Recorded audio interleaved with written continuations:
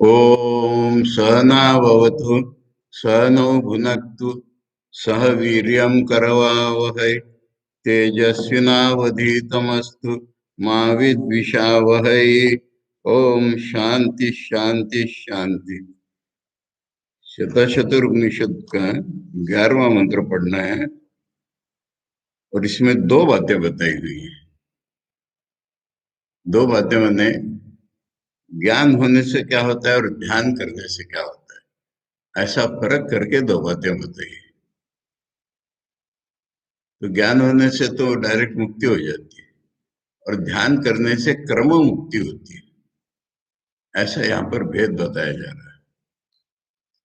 इसलिए अभी तक ये टॉपिक नहीं आया था। अभी पिछले मंत्र में जो ध्यान की बात थी,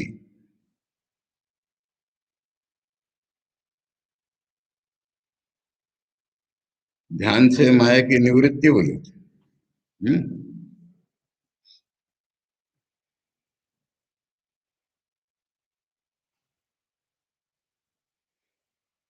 अब यहाँ पर ये ज्ञान और ध्यान का फर्क, क्योंकि ध्यान में एक में ध्याता रहेगा, इसलिए मुक्ति होगी उसके भी, परंतु क्रम से होगी।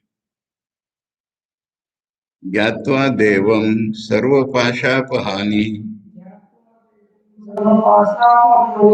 क्षीणै क्लेशैर्जन्म मृत्यु प्रहाणि तस्य अभिध्यानात् तृतीयं देहभेदे विश्वैश्वर्यं केवल आप्तकामः। हाँ ठीक है, इस पद्धति से जाता है।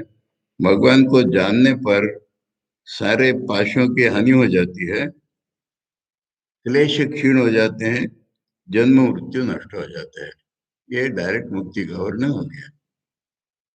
उसका जब हम ध्यान करते हैं तो हमारे जो स्थूल और सूक्ष्म शरीर है, इसके पार जाकर के हम तीसरा जो देह का प्रकार है कारण शरीर, वहां पहुंच जाते हैं और फिर सारा विश्व हमारा है।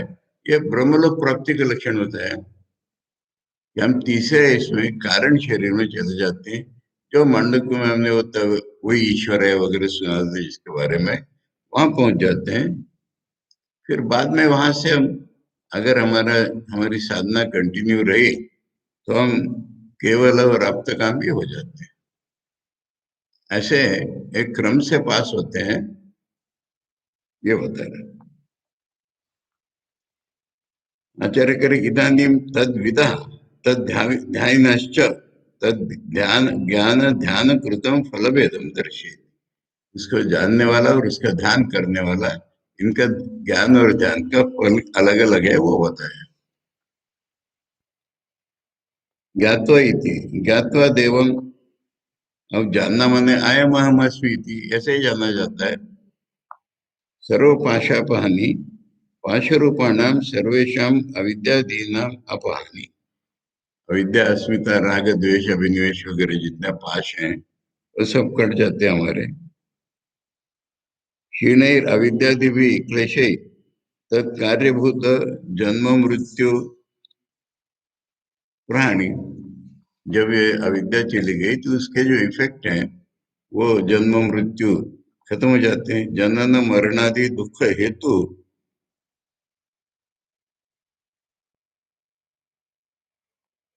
विनाश, अच्छा है, विनाश शब्द कट गया, इनका विनाश हो जाता है, दुख के कारणों का विनाश हो जाता है। ज्ञान फलम प्रदर्शित, ये ज्ञान का फल बता दिया।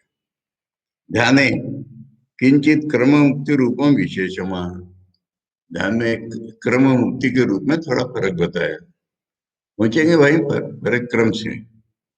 तस्य परमेश्वर से अभिध्यानात्, उस परमेश्वर का ध्यान करने से, देह भेदे शरीर पातोत्तर कालम, देह भेदे माने देह भेद होने पर, यानी ये शरीर गिर जाने पर, शरीर पातोत्तर काले कालम अर्चिरादिना देवयान पथा गत्वा, तो फिर वो अर्चिरादि उत्तरायण पथ से जाकर के देवयान का जो पद है वहां जाकर के परमेश्वर सायुज्यम गतस्य, तो ये परमेश्वर का सायुज्य मुक्ति, यानी जो वैष्णव लोग सायुज्य मुक्ति बोलते हैं उनके लिए अल्टीमेट वो यहाँ तक है, यूनिटी। सायुज्यम गतस्य तृतीयम विराट रूपापेक्षया अव्याकृत परम परम व्योम कारणेश्वर अवस्था, इसलिए विराट और हिरण्यगर्भ की अपेक्षा से उसको तीसरा कहेंगे। वही कारण ईश्वर अवस्था विश्व ऐश्वर्य लक्षणम फलम भवति, पूरा विश्व का ईश्वर है, ईश्वर हो गया वो। सतद अनुभव है, उसका अनुभव कर लेने के बाद तत्रैव निर्विशेषम आत्मान ज्ञाता, फिर उसका ज्ञान हो जाता है। यानी ब्रह्मलोक में जाने पर या पृथ्वी पर साधना हो सकती है और कहीं नहीं हो सकती। तो ये ब्रह्मलोक में चला गया तो वहां से फिर वो आगे उसका हो जाएगा। केवल हो, केवल माने निरस्त समस्त ऐश्वर्य तदुपाधि सिद्धि, सब ऐश्वर्य उपाधि ईश्वरत्व ये सब चला जाएगा। अव्याकृत परम व्योम कारणेश्वरात्म तृतीय अवस्था विश्वेश्वर्य हित्वा, वो तीसरी अवस्था को भी वो छोड़ देता है। आप्तकाम आप्तकाम पूर्णानंद अद्वितीय ब्रह्म रूपावतिष्ठते, जब इसको अनुभव कर लेता है फिर उसको छोड़ देता है, फिर वो ब्रह्म। एतद् उत्तम भवति सम्यक दर्शनस्य तथा भूत वस्तु विषयत्वेन निर्विषय, क्या बताया इसको दूसरे शब्दों में बता रहे हैं। सम्यक दर्शनस्य तथा भूत वस्तु विषयत्वेन निर्विषय पूर्णानंद अद्वितीय ब्रह्म विषयत्वादि, ब्रह्म विषयत्वात् शब्द है। विज्ञानानंतरम अविद्या तत्कार्य प्रहारेण पूर्णानंद अद्वितीय ब्रह्म स्वरूप अवतिष्ठते, तो हो गया ज्ञान, कोई विषय निर्विषय इत्यादि। ध्यान से पुनः सहसा न निराकार बुद्धि प्रवर्तते, ध्यान में कुछ आलम्बन मिल जाता है। इति सविशेष ब्रह्म विषयत्वात्, वो सगुण ब्रह्म के विषय में हो रहा है। तम यथा यथा उपासते इति न्यायन सविशेष विश्वेश्वर्य लक्षण ब्रह्म प्राप्त, विश्व का जो मालिक है ब्रह्म, सगुण ब्रह्म, उसकी प्राप्ति हो जाती है। विश्व ऐश्वर्य अनुभव है, उसका अनुभव हो जाने के बाद निर्विशेष पूर्णानंद ब्रह्मात्मान ज्ञाता, वही ब्रह्म मेरी आत्मा है ये वहां पर बाद में जान लेता है वो। केवल आत्मा को, केवल आत्मा,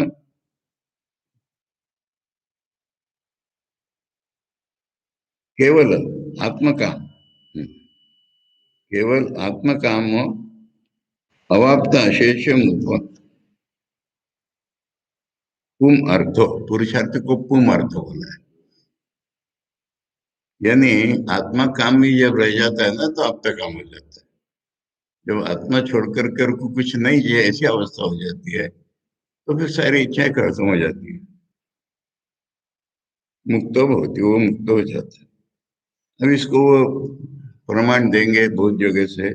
तथा शिव धर्मोत्तरे ध्यान ज्ञान और विश्वेश्वरे लक्षणम केवल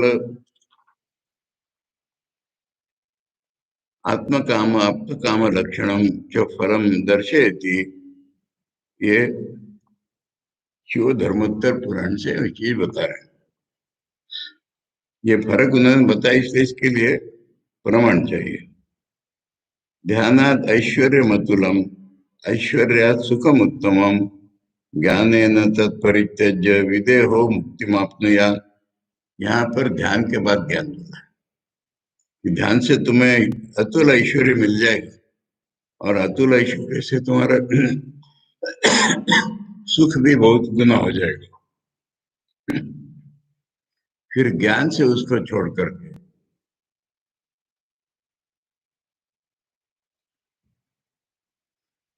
अब उदाहरण के लिए ठाकुर को तोतापुरी कहते थे तो माँ आ जाती थी समझ, फिर ज्ञान से काटा उसको।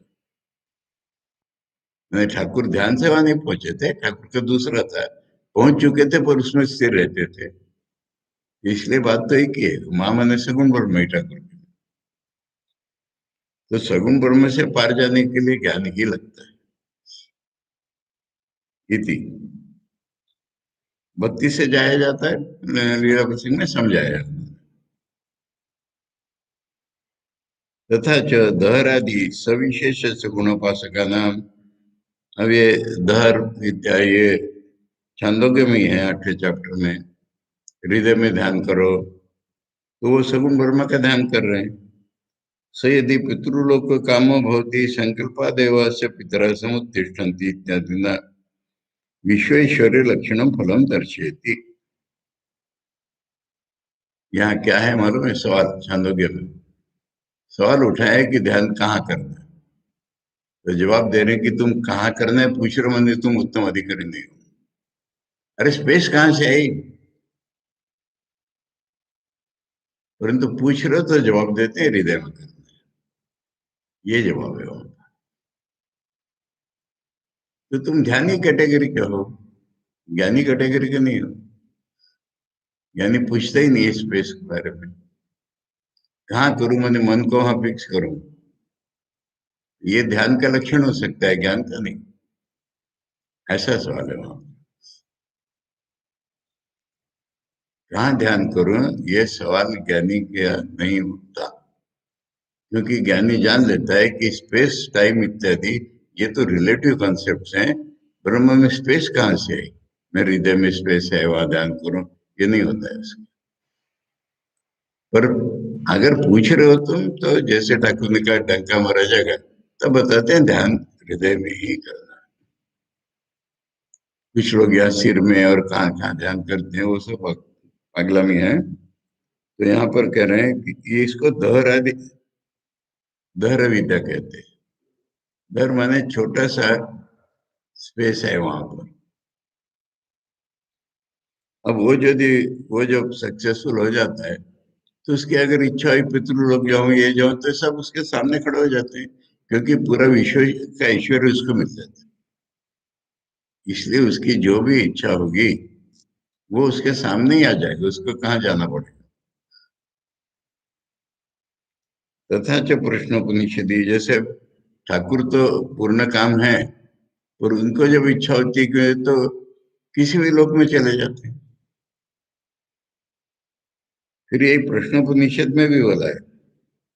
हाँ, प्रश्नोपनिषद में हम लोगों ने पढ़ा था एक चैप्टर में, बड़ा स्पष्ट है कि ओंकार से कहाँ तक जाते हैं। सगुण तक जा सकते हैं, निर्गुण तक जा सकते हैं। कोई बात उठाइए।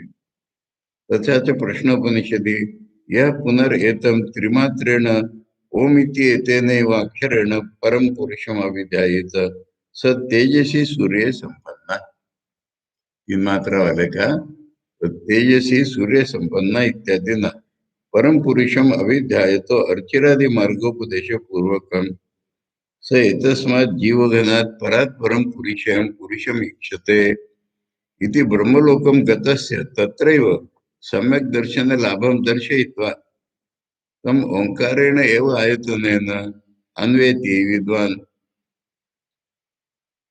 यत् शांतम अजरम अमृतम परम जयति। प्रश्न विषय का इसके उल्लेख किया कि बड़ा स्पष्ट है कि ब्रह्मलोक में उसकी साधना हो जाती है। वही जो वहां पहुंचाता है वो आगे जाता है, ऐसा स्पष्ट है वहां। पांचवें प्रश्न का पांचवा मंत्र, उसी में आधे भाग में ये इसके जैसे ही। और वो 7वें मंत्र में आगे जाने का है। तमेव विद्वान अमृत ये भवती। ये नृसिंह पूर्वत अपनी उपनिषद के दिया है। ये जो विद्वान है वो,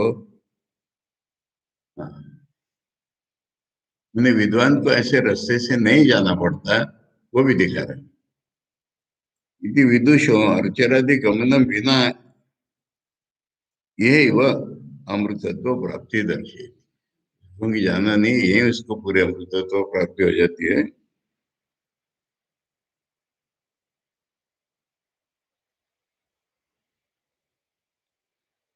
अथ अकामयमाना, इच्छा नहीं रही कोई इसकी, इति आरभ्य न तस्य प्राणा उत्क्रामन्ति ब्रह्मैव सन ब्रह्माप्येति बृहदारण्यक में स्पष्ट रूप में बताया है कि उसके प्राण कहीं उत्क्रमण नहीं करते, ब्रह्म ही हो गया है वो, ब्रह्म ही मिलता है उसको यहीं पर। स्पष्ट है सारी बातें ये। इत्यादि न विना एवं उत्क्रांति विदुषो मोक्ष उपदिष्ट। उत्क्रांति माने कहीं गए बिना उसको मोक्ष वही होगी।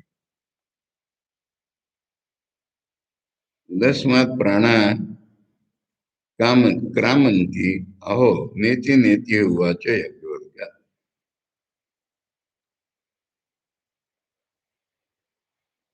अच्छा, उदस्मात् प्राणा उत्क्रामंती, यानी सवाल है ये, ब्रह्म के प्राण कहीं जाते हैं? उसने कहा नहीं नहीं नहीं नहीं जाते। नीति नीति उवाच यज्ञवल्क्य। इस प्रकार बृहदारण्यक में ये विषय स्पष्ट किया गया है। इति प्रश्न पूर्वकम उत्क्रांत अभाव दर्शित। प्रश्न पूछ करके स्पष्ट रूप में बताया गया है। तथा च ब्राह्म्य पुराणे जीवन मुक्तिम गति अभाव च दर्शयति। ब्रह्म पुराण, सारे पुराणों में वेदांत मिलता है एक तरह से ढूंढने पर। तो ब्रह्म पुराण में जीवन मुक्ति में गति नहीं है, ये दिखाया गया है। यस्मिन् काले स्वात्मानं योगी जानाति केवलम तस्मात् कालात् समारभ्य जीवन मुक्तो भवेदसौ। जो योगी होता है, जो वो जिस काल में उन्हें मेंटल कंडीशन में, हाँ, जो केवल स्वरूप आत्मा उसके जान लेता है, उसी मोमेंट से वो जीवन मुक्त कहलाता है। यानी इसके बाद उसके बाद नहीं उसके लिए।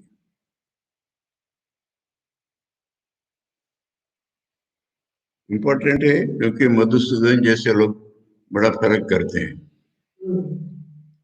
मोक्षस्य नैव किंचित स्यात् अन्यत्र गमनं क्वचित् स्थानं परार्धम अपरम यत्र गच्छन्ति योगिना। इसलिए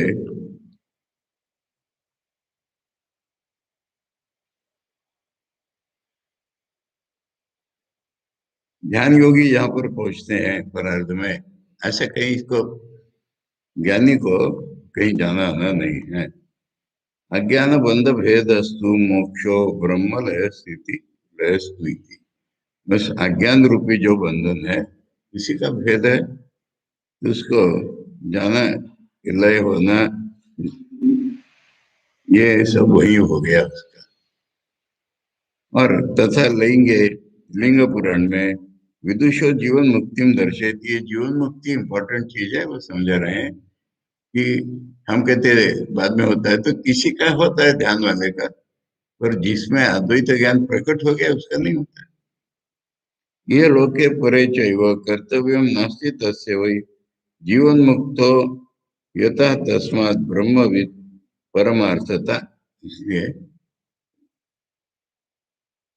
लिंग पुराण में बता दिया कि जो विद्वान हो गया है उसको ये लोक में परलोक में कर्तव्य कुछ नहीं रहा है, वो जीवन मुक्त हो गया है। और परमार्थता ब्रह्मविद है वो।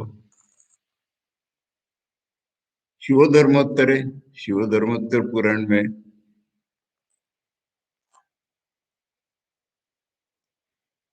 वांछा तेपि कर्तव्यम किंचिदस्य न विद्यते यही स विमुक्त स्यात् संपूर्ण समदर्शना।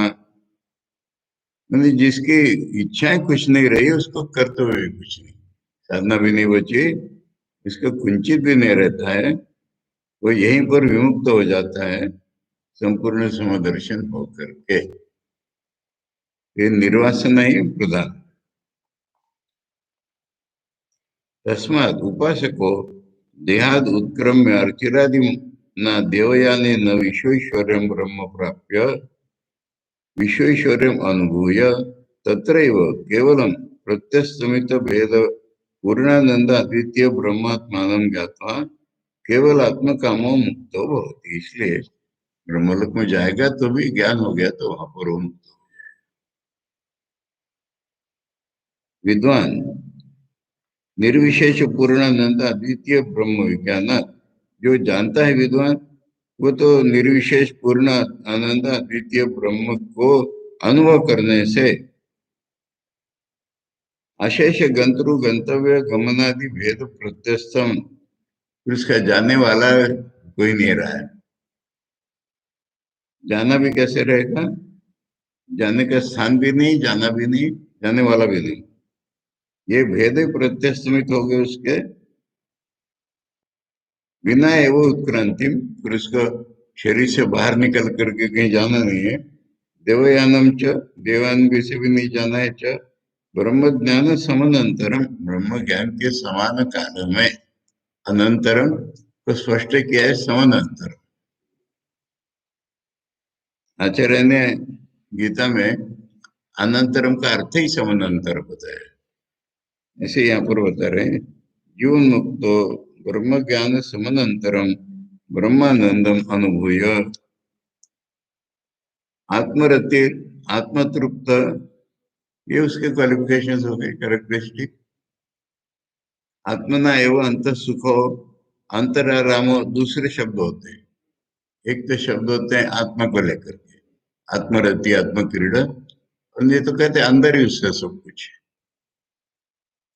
स्वामी जी ने इस बार टॉक्स में धर्म की व्याख्या एक ग्रेडेशन में, जिसका आनंद जितना भीतर है वो उतना अधिक धार्मिक है और वही उतना अधिक आध्यात्मिक है, ऐसा दोनों बोल रहे वहां शुरू में, बिल्कुल इस बार टॉक्स के शुरू। तो इसलिए अंदर की बात है ये। आत्मना एव अंत सुखो अंतरारामो अंत ज्योति आत्म क्रीड़ा आत्मरति, वो सारा यहाँ ले आए हैं। छांदोग्य के 8वें चैप्टर में है। अब एक जगह और मिल गई बताने की। आत्मा मिथुन आत्मानंद ये वो स्वराज्य भूमि, भूमि माने पृथ्वी नहीं है, भूमि माने भूमा में स्वयं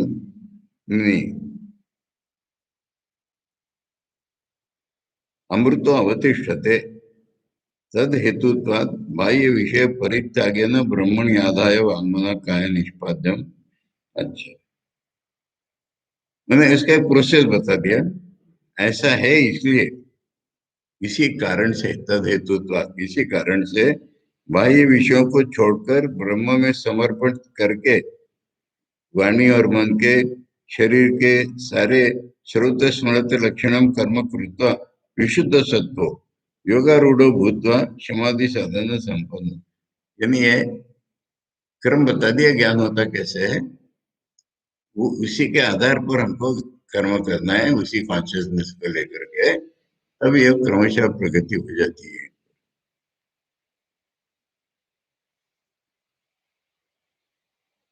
ये गीता से लाए हैं। योगी युंजीत सततम आत्मानं रहस्य स्थिता एकाकी यथ चित्तात्मा निराशीर अपरिग्रह युंजन एवं सदात्मानं योगी विगत कर्मशः सुखेन ब्रह्म संस्पर्शम अत्यंतम सुखम उच्यते। एक बात ख्याल में रखना है, सब जगह बड़ा स्पष्ट हो रहा है, गीता का योग और पतंजलि योग में जमीन आसमान का फर्क है। गीता में स्पष्ट रूप में ब्रह्म, ब्रह्म का ध्यान यही बताया है। सर्वभूतस्थमात्मानं सर्वभूतानि चात्मनि ईक्षते योग युक्तात्मा सर्वत्र समदर्शन। इसका समदर्शन हो गया, फिर वो कहाँ जाएगा? समम पश्यनि सर्वत्र समवस्थितम ईश्वरम नहीं नस्ति आत्मनात्मानं ततो याति पराम गतिम। ये ध्यान योग का 6ठा अध्याय बताते बताते 13वें अध्याय में ज्ञान के द्वारा वही बात आ गई है, इसलिए 13वां अध्याय बताया इति स्मृति है, माने गीता में। ठीक है,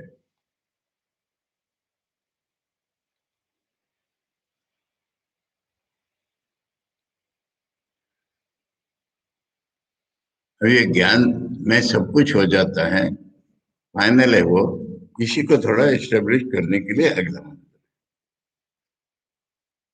एतद् ज्ञेयं नित्यमेवात्म संस्थं नातः परं वेदितव्यं हि किंचित् भोक्ता भोग्यम प्रेरितारम च मत्वा सर्वं प्रोक्तम त्रिविधम ब्रह्म में तत्। ये जो ज्ञेय है वो अपने अंदर ही है नित्य, उसके ऊपर कोई जानने की चीज नहीं है, ऐसा फाइनल होता है। और जो भोक्ता भोग्य और ईश्वर की कल्पना है, ये तीनों ब्रह्म ही है, यही ज्ञान। इन तीन की प्रतीति हो रही है हमको, पर है ब्रह्म ही है, ये ज्ञान है। आचार्य कह रहे यस्मात् ज्ञानानंतरम परम पुरुषार्थ सिद्धि तस्मात्, क्योंकि ज्ञान के साथ परम पुरुषार्थ सिद्धि हो जाती है, इसलिए इनके बस पुराण के मैंने कॉम्प्रिहेंसिव कोटेशन देखने लायक है, बाकी तो एतत् मैंने प्रकृतम केवला केवलात्मा आकाश ब्रह्म रूप नित्यम नियमेन ज्ञेयम। ये जो आकाश जैसा केवल आत्मा ही ब्रह्म है, यही हमेशा के लिए जानने की चीज है। कि मात्र अन्य संस्था न स्वात्म, ये क्या कहीं दूसरे में एस्टेब्लिश्ड है क्या? नहीं, आत्मा संस्था अपने ही भीतर है। ये न अनात्मनि बाह्य, आत्मा नहीं ऐसी बाहर किसी चीज में ध्यान वगैरह नहीं करते। देशबंध से चित्त से धारणा नहीं। श्रूयते च तमात्मस्थम येन पश्यन्ति धीराः तेषां शांति शाश्वती नेतरश्यामि। कठोपनिषद में सुना है कि अंदर ही अंदर जो आत्मा में ही जो ब्रह्म को देख लेता है, उन्हीं को शाश्वत शांति मिलती है। तथा च शिव धर्मोत्तर योगी नाम आत्मनि स्थिति, शिव धर्मोत्तर पुराण में वो योगियों की स्थिति बोली है। शिवम आत्मनि पश्यन्ति प्रतिमासु न योगिना, शिव की कल्पना लेकर के कि शिव को आत्मा में ही देखते हैं, वो प्रतिमा में नहीं देखते। आत्मस्थम यह परित्यज्य बहिस्थम भजते शिवम,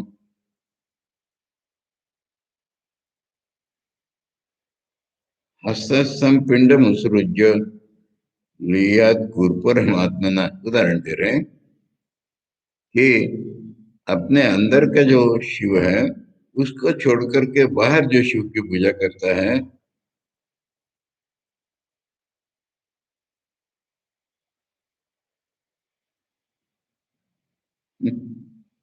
लियात परमात्मना। अच्छा, मैंने हाथ में है कुछ बात लिया हुआ है, उसको गिरा दिया और खाली हाथ चाट रहा, ऐसा हो जाता।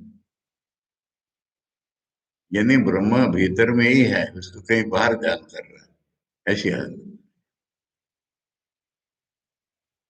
अच्छा, एक उदाहरण है। सर्वत्र अवस्थितम शांतम न पश्यन्ति ये शंकरम। शंकर जो सर्वत्र अवस्थित है, शांत है, इसको नहीं देख पाते। ज्ञान चक्षुर्विहीन विहीनत्वात् अंधा सूर्यम यथोदित। सूर्य का उगे हो गया पर अंधे को नहीं दिखता, इसलिए ये ज्ञान चक्षु न होने के कारण ऐसा हाल हो जाता है।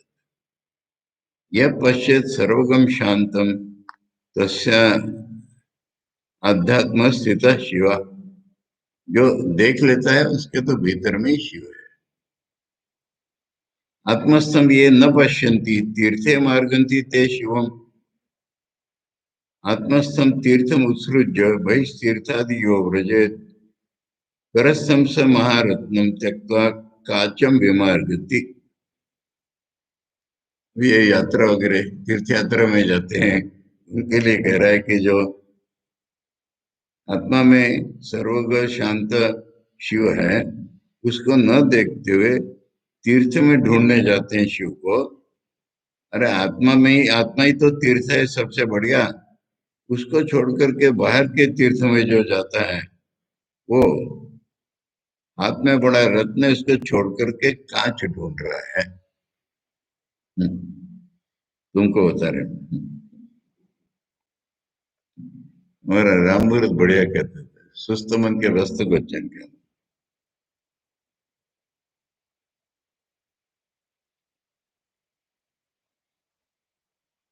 अब इसका दूसरे प्रकार से अर्थ कर रहेंगे। अथवा करके, एतद् यत् अपरोक्षम प्रत्यगात्मत्वात् तत् नित्यम अविनाशी स्वे महिमनि स्थितम ब्रह्मैव ज्ञेयम्। जो ज्ञेय है वो हमारे आत्मस्थ ही है। एतद् ज्ञेयम है ना, नित्यमेव आत्म संस्था, तो हमेशा आत्मा में ही स्थित है, हमेशा के लिए। तस्मात् ही शब्दों यस्मादर्थे, क्योंकि यस्मात् न अतः परम व्यतीत अस्ति किंचित अपि। अच्छा, दूसरे लाइन को जोड़ रहा है अभी तक। हम्म, क्योंकि दूसरा कुछ जानने की चीज ही नहीं है, इसलिए आत्मा में ही ढूंढो। श्रूयते च बृहदारण्यके तद एतद पदनीयमस्य सर्वस्य हृदयम् आत्मा। ओहो, 147 का है। 147 याद है क्या है? वो क्या है कि थोड़ी थोड़ा परिचय कराते हैं पार्षद, कि देखने वाला है, वो सुनने वाला है, ये सब। फिर कहते हैं पक्का परिचय कराते हैं, वो आत्मा है। और आत्मा अगर मिल गया ना तुमको, तो ये सब मिल जाते हैं तुमको। उसका उन्होंने उदाहरण दिया था। क्या उदाहरण है मालूम है? अरे वो अमरनाथ का उदाहरण। नहीं, तुम्हारा कोई पशु खो गया, तो फिर उसके पद चिन्हों को देख देखते पकड़ लेते हो ना। ऐसे अगर आत्मा पकड़ लिया तो उसके भीतर से तुमको सब रास्ते मिल जाएंगे। ये वहां।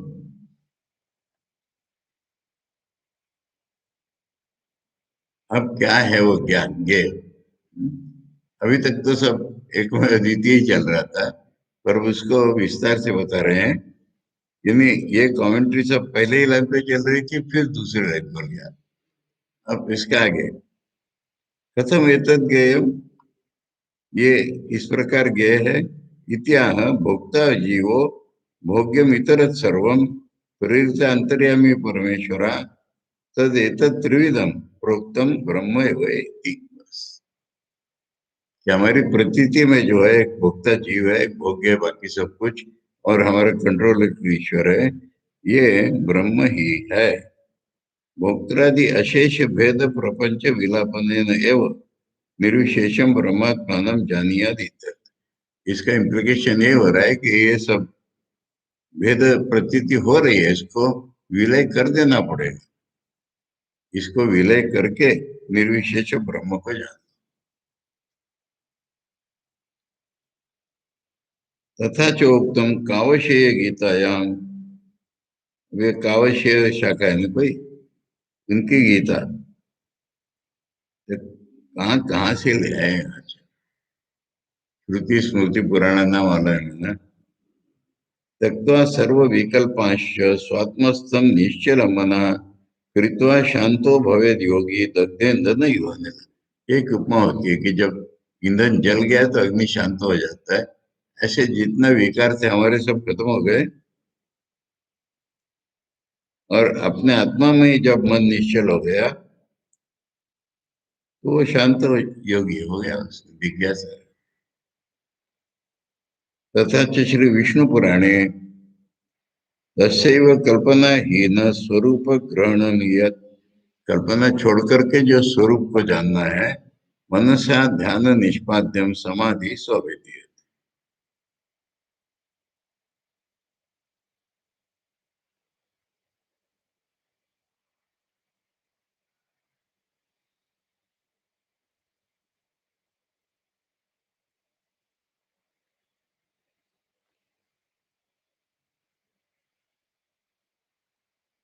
मन से ध्यान कर रहे हैं, परंतु जो अलग अलग भेद हैं उनको ड्रॉप करने से ये समाधि है।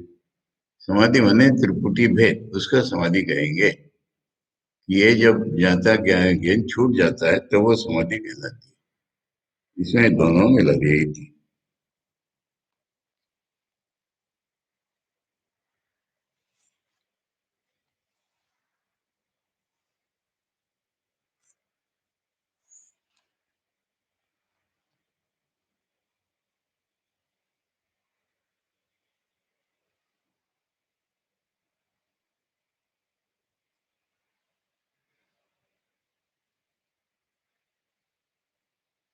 अब यहाँ टॉपिक बदल रहा है। साधना के लिए ओंकार का उपयोग, ओंकार का प्रयोग, ये यहाँ पर आ रहा है।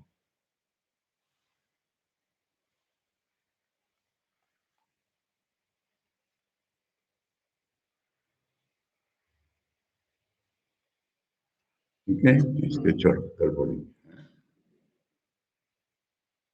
अब तक सारा ज्ञान ध्यान बता दिया, और वो ध्यान करने के लिए अवलंब क्या है? ओंकार है। ओंकार के अवलंबन से ध्यान करने से क्या हो जाता है, ये इसके बाद थोड़ा सा ध्यान का विधि है। और ये कल इसको, पहले अध्याय को कल पूरा कर।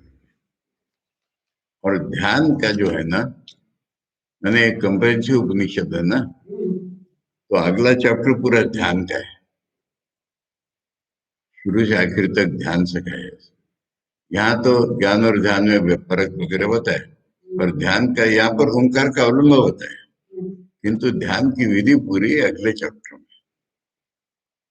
इसके लिए मेरा कुछ स्टडी है, वो प्रिंट आउट निकाल के लेना पड़ेगा। अब तो हाँ ठीक है ना, चलो होगा। ओम सहना भवतु, सहनो भुनक्तु, सह वीर्यं करवावहै, तेजस्विनावधीतमस्तु मा विद्विषावहै। ओम शांति शांति शांति। हरि ओम तत्सत। श्री रामकृष्ण अर्पणमस्तु।